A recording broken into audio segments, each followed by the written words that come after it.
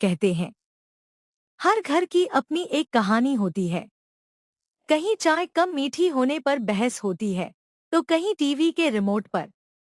लेकिन जिस घर में हम आपको लेकर चल रहे हैं, वहां बहस भी होती है, प्यार भी होता है, और हंसी तो मुफ्त में मिलती है। सबसे पहले मिलिए इस घर की मुख्यमंत्री, अरे नहीं, मुखिया, शारदा देवी से। अरे सुमित, ये जूते किसने बीच दरवाजे में छोड़े हैं? अगर मैं गिर जाती ना, तो पूरे मोहल्ले में खबर फैल जाती कि शारदा देवी का एक्सीडेंट जूतों से हो गया। और नेहा, ये कुशन टेढ़ा क्यों रखा है? घर में सब सीधा होना चाहिए, कुशन भी और घर वाले भी। शारदा देवी का एक ही नियम था। अगर घर में सब ठीक चल रहा है, तो इसका मतलब मैंने अभी तक किसी को टोका नहीं है। अब मिलिए इस घर की बहू, नेहा से, जिसकी सबसे बड़ी ताकत थी मुस्कुराकर जवाब देना, और सबसे बड़ी कमजोरी भी मुस्कुराकर जवाब देना। मम्मी जी, आपकी डांट भी अब अलार्म की तरह लगने लगी है। जिस दिन सुबह आप नहीं टोकती, मुझे लगता है कहीं आपकी तबीयत तो खराब नहीं। बहुत बातें बनाने लगी हो तुम। बातें नहीं मम्मी जी, मैं घर का फ्री एंटरटेनमेंट हूँ। और अब आते हैं इस घर के सबसे बड़े कलाकार, नेहा के देवर सुमित। इनका काम क्या है? ना नौकरी की चिंता, ना शादी की जल्दी, बस जहां माहौल गंभीर हो, वहां अपनी बातों से सबको हंसा देना। माँ, एक बात पूछूं? अब क्या हुआ? अगर कभी सबसे ज्यादा डांटने वाली माँ का अवार्ड मिलने लगे, तो स्पीच पहले से तैयार रखना। और अगर सबसे ज्यादा कामचोर बेटे का अवार्ड मिला, तो लेने कौन जाएगा? मैं नहीं जाऊंगा। कहीं वहां भी कोई काम न दे दें। सुमित, तुम्हें भगवान ने भेजा क्यों है? घर में हंसी का स्टॉक खत्म न हो, इसलिए। एक तरफ हर बात पर टोकने वाली सास, दूसरी तरफ हर बात को हंसी में बदल देने वाली बहू, और बीच में देवर सुमित, जो हर झगड़े को कॉमेडी शो बना देता था। थोड़ी देर बाद नेहा रसोई में खाना बना रही थी। तभी शारदा देवी रसोई में आती है और कहती है, नेहा, ये क्या कर रही हो? पराठा ऐसे बनाया जाता है? अरे बेटा, पराठा गोल होना चाहिए। ये देखो, कहीं से भारत का नक्शा लग रहा है, कहीं से अफ्रीका का। अगर इसे प्लेट में रख दो ना, तो ज्योग्राफी पढ़ने वाले बच्चे भी कंफ्यूज हो जाए। मम्मी जी, स्वाद में तो गोल ही होगा। पेट में जाकर कोई नहीं पूछेगा कि पराठा गोल था या त्रिकोण। तुम्हें हर बात में मजाक सूझता है। खाना बनाने में मजाक नहीं चलता। तो फिर एक काम करते हैं मम्मी जी, आज से पराठे का इंटरव्यू ले लिया करेंगे। बताइए, आपका शेप क्या है? अगर जवाब सही हुआ तभी तवे पर रखेंगे। यह सुनकर शारदा को हंसी तो आई, लेकिन वो जानबूझकर हंसी नहीं और बोली, तुम ज्यादा होशियार मत बनो। उसी समय सुमित जम्हाई लेते हुए रसोई में आता है। वाह, सुबह सुबह फिर से सास बहू महासंग्राम शुरू हो गया। एक काम करो, मैं टिकट बेच देता हूँ। मोहल्ले वाले भी लाइव शो देख लेंगे। सुमित, सुबह उठते ही मजाक शुरू कर देते हो। और कुछ काम नहीं है क्या? माँ, घर में दो ही चीजें रोज समय पर होती हैं। पहली आपकी पूजा, और दूसरी भाभी की क्लास। अगर एक दिन क्लास न हो तो मुझे लगता है कैलेंडर में तारीख ही बदलना भूल गए। देखा मम्मी जी, मैं अकेली नहीं कहती। तुम दोनों मिलकर मेरा मजाक उड़ाओ। जब मेरी उम्र की हो जाओगी ना, तब समझ आएगा कि घर चलाना कितना मुश्किल होता है। रोहित ऑफिस जाने के लिए तैयार होकर आता है और कहता है, अरे, नाश्ता तैयार है? या आज भी पहले बहस होगी, फिर पराठा मिलेगा? आप बैठिए, 5 मिनट में सब तैयार है। 5 मिनट? ये 5 मिनट तुम्हारे हिसाब से होते हैं या रेलवे के हिसाब से? माँ, रेलवे वाले सुन लेंगे तो कहेंगे, इतनी बदनामी तो हमारी भी मत करो। सब हंस लग जाते हैं। थोड़ी देर बाद नेहा पराठे परोसती है। शारदा देवी पहला कौर खाती है। वह कुछ देर के लिए चुप रहती हैं। मम्मी जी कैसा बना है? हम। नमक ठीक है, मिर्च भी ठीक है, घी भी सही है। लेकिन लेकिन क्या? अगर पराठा गोल होता ना, तो स्वाद और बढ़ जाता। माँ, अब तो विज्ञान वाले भी परेशान हो जाएंगे। नई रिसर्च आएगी। पराठे का स्वाद उसके आकार पर निर्भर करता है। सुमित, तू चुप कर। माँ का नया रूल है। तभी दरवाजे की घंटी बजती है। कमला पड़ोसन अंदर आती है। राम राम शारदा बहन। अरे वाह, पूरा परिवार साथ बैठा है। लगता है आज फिर नाश्ते के साथ बहस फ्री मिल रही है। कमला, तुम भी ना, हर बार आते ही मसाला ढूंढने लगती हो। अरे मैं क्या करूं? तुम्हारे घर की आवाज तो मेरे घर तक आती है। कभी लगता है लड़ाई हो रही है, फिर 5 मिनट बाद हंसी की आवाज आने लगती है। समझ ही नहीं आता कि तुम लोग झगड़ते ज्यादा हो या प्यार करते ज्यादा हो। आंटी, हमारी लड़ाई भी फैमिली पैक का एक पार्ट है। थोड़ी देर की होती है, फिर सब नॉर्मल हो जाता है। अच्छा है, वरना आजकल तो लोग छोटी छोटी बातों पर रिश्ते तोड़ देते हैं। तुम लोग कम से कम हंस तो लेते हो। सब हंस रहे थे, लेकिन शारदा देवी को लगा रहा था कि नेहा हर बात को मजाक में टाल देती है, जबकि नेहा सोचती थी कि हंसकर घर का माहौल हल्का रखना ही सबसे बड़ी समझदारी है। अगले दिन नेहा पूरे घर की सफाई कर रही थी। शारदा देवी मंदिर से पूजा करके लौटती हैं। सुमित अभी भी सो रहा था और रोहित ऑफिस जाने की तैयारी कर रहा था। नेहा, ये सेंटर टेबल किसने इधर कर दी? कल तक तो वहां रखी थी। मैंने रखी है मम्मी जी। सोचा थोड़ा बदलाव कर देते हैं, जगह भी खुली खुली लगेगी। बदलाव? हर चीज में बदलाव जरूरी होता है क्या? 20 साल से ये टेबल यहीं रखी है, आज तक किसी को दिक्कत नहीं हुई। दिक्कत नहीं थी मम्मी जी, लेकिन सफाई करते समय बार बार टकरा जाती थी, इसलिए सोचा थोड़ा साइड कर दूं। यही तो दिक्कत है आजकल की पीढ़ी की। 2 दिन घर क्या संभाल लिया। उन्हें लगता है पूरा घर नए तरीके से चलाना है। घर कोई मोबाइल नहीं है कि हर हफ्ते अपडेट करते रहो। मम्मी जी, मोबाइल अपडेट नहीं करेंगे तो हैंग हो जाएगा, और घर में थोड़ा बदलाव नहीं करेंगे तो लोग बोर हो जाएंगे। मतलब मैं बोरिंग हूँ? अरे नहीं नहीं, मेरा वो मतलब बिल्कुल नहीं था। इतने में सुमित बाहर आता है और कहता है, क्या बात है? सुबह सुबह किसका सॉफ्टवेयर अपडेट चल रहा है? तेरी भाभी का। घर का नक्शा बदल रही है। तेरी भाभी ने सेंटर टेबल की जगह बदल दी। अरे वाह, माँ, मुझे तो अच्छा लग रहा है। अब अगर मैं नींद में चलूंगा भी, तो कम से कम टेबल से टकराऊंगा नहीं।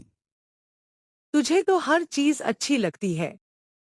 अगर ये फ्रिज छत पर रख देना, तब भी तू कहेगा, वाह माँ, कितना नया आइडिया है। छत पर फ्रिज, फिर तो ठंडा पानी लेने के लिए भी एक्सरसाइज हो जाएगी। जिम की फीस भी बचेगी।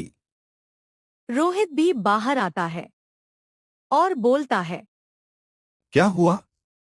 अब किस बात पर मीटिंग चल रही है? भैया, आज का एजेंडा है। टेबल कहाँ रहेगी?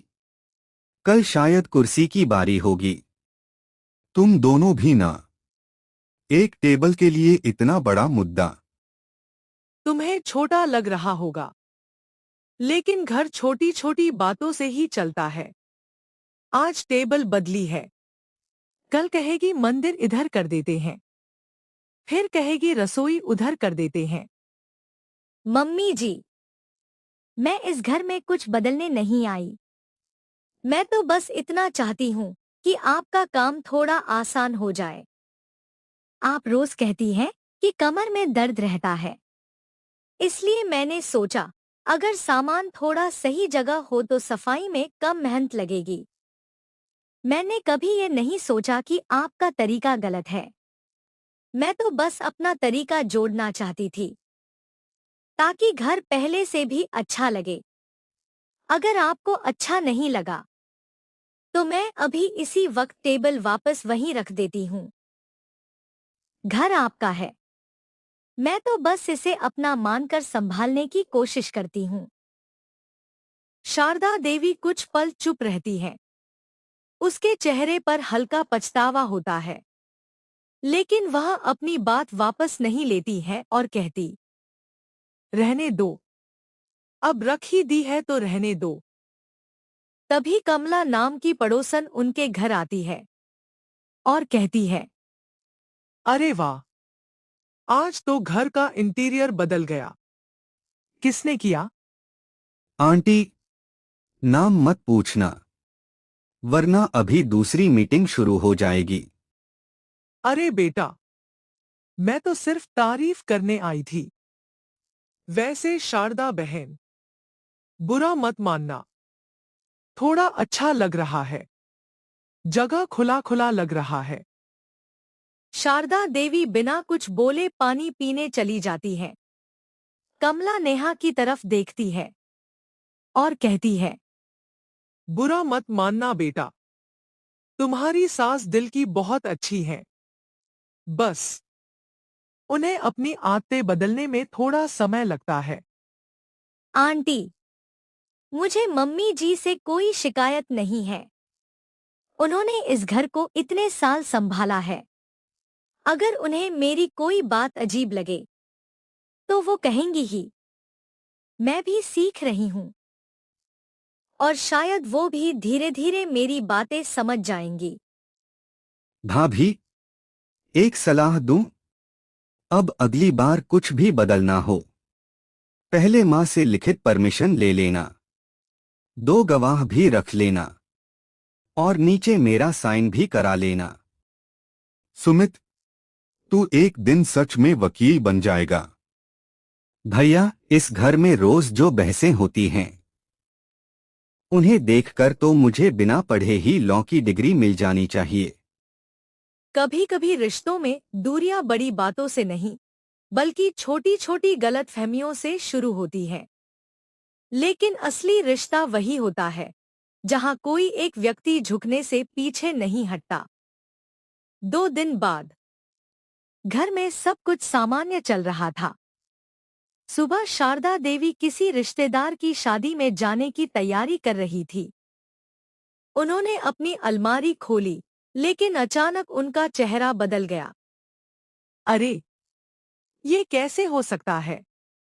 नहीं नहीं, यही तो रखा था। नेहा, अरे नेहा, जरा इधर आना। क्या हुआ मम्मी जी? आप इतनी परेशान क्यों हैं? मेरे सोने के कंगन यहीं रखे थे। डिब्बा तो रखा है, लेकिन कंगन नहीं है। क्या? अच्छी तरह देखिए ना मम्मी जी, शायद किसी दूसरी जगह रख दिए हों। मैं 35 साल से इस अलमारी का एक एक कोना जानती हूँ। मुझे याद है कहाँ क्या रखा है। कंगन यहीं थे, अब नहीं है। इतने में रोहित और सुमित भी कमरे में आ जाते हैं। क्या हुआ माँ? मेरे कंगन नहीं मिल रहे हैं। माँ, कहीं आपने मंदिर में तो नहीं रख दिए? पिछली बार चश्मा फ्रिज में मिला था। सुमित, ये मजाक करने का समय नहीं है। वो कंगन तुम्हारी दादी की निशानी है। माँ, आराम से सोचिए। आखिरी बार कब निकाले थे? पिछले महीने, तेरे मामा की बेटी की सगाई में। उसके बाद यहीं रख दिए थे। मम्मी जी, पूरा कमरा आराम से देखते हैं। जल्दी में कभी कभी चीज सामने होकर भी दिखाई नहीं देती। कमरा तो देख ही लेंगे, लेकिन घर में अब पहले जैसी बात भी नहीं रही। अब हर चीज अपनी जगह पर रहे, ये जरूरी नहीं समझा जाता। नेहा समझ जाती है कि बात सिर्फ कंगनों की नहीं है। इशारा उसकी तरफ है। मम्मी जी, अगर आपको लगता है कि मेरी वजह से कुछ हुआ है, तो आप साफ साफ कह दीजिए। घुमा फिरा कर बात मत कीजिए। मैंने तुम्हारा नाम नहीं लिया, लेकिन जब से घर की चीजें इधर उधर होने लगी हैं, तब से मुझे कुछ समझ नहीं आ रहा। कमरे में सन्नाटा छा जाता है। माँ, आप कहना क्या चाहती हैं? मैं बस इतना कह रही हूं कि पहले ऐसा कभी नहीं हुआ। नेहा की आंखें भर आती हैं, लेकिन वह आवाज ऊंची नहीं करती। मम्मी जी, मैं इस घर में आई थी तो आपने ही कहा था, इस घर को अपना घर समझना। मैंने वही किया। रसोई संभाली, आपकी दवाइयों का समय याद रखा, पापा जी की तस्वीर पर रोज फूल रखे, आपके लिए डॉक्टर के चक्कर लगाए। और आज आज पहली बार मुझे ऐसा लग रहा है जैसे मैं इस घर की नहीं, बल्कि कोई बाहरी हूं।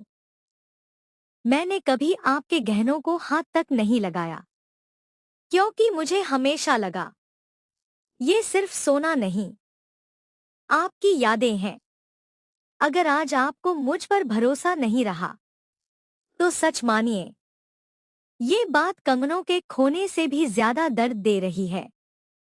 नेहा इतना कहकर चुपचाप कमरे से बाहर चली जाती है। सुमित पहली बार बिना मजाक के बोलता है।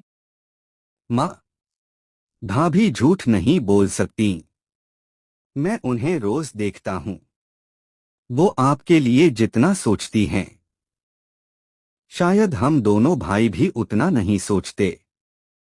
मैंने आरोप नहीं लगाया, मैं बस परेशान हूं। लेकिन आपकी बातों से उन्हें वही महसूस हुआ। एक छोटी सी गलतफहमी अब भरोसे की परीक्षा बन चुकी थी। शारदा देवी ने सीधे आरोप नहीं लगाया था, लेकिन उनके शब्दों ने नेहा के दिल को गहरी चोट पहुंचा दी। अब सवाल सिर्फ खोए हुए कंगनों का नहीं था। सवाल था रिश्ते में विश्वास का था। घर का माहौल पूरी तरह बदल चुका था। नेहा किसी से ज्यादा बात नहीं कर रही थी।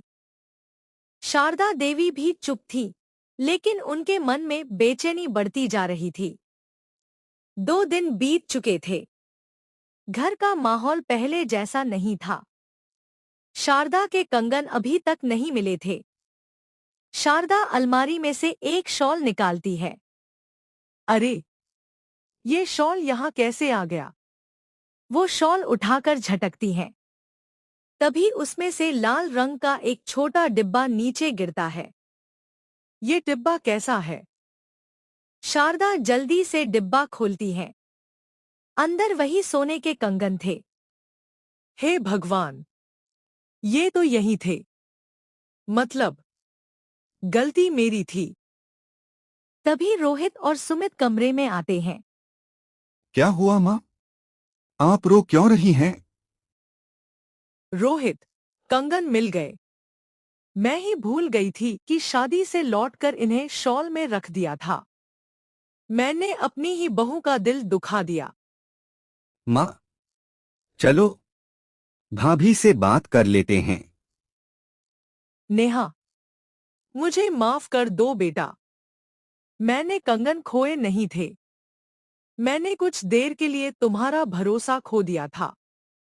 अब दोबारा ऐसी गलती कभी नहीं करूंगी। मम्मी जी, माफी मत मांगिए। कभी कभी गलतफहमियां हो जाती। बस बस, अब अगर आप दोनों और मत रोना, नहीं तो मुझे भी रोना पड़ेगा। और मैं रोया तो मोहल्ले वाले समझेंगे कि मुझे आखिरकार नौकरी मिल गई है।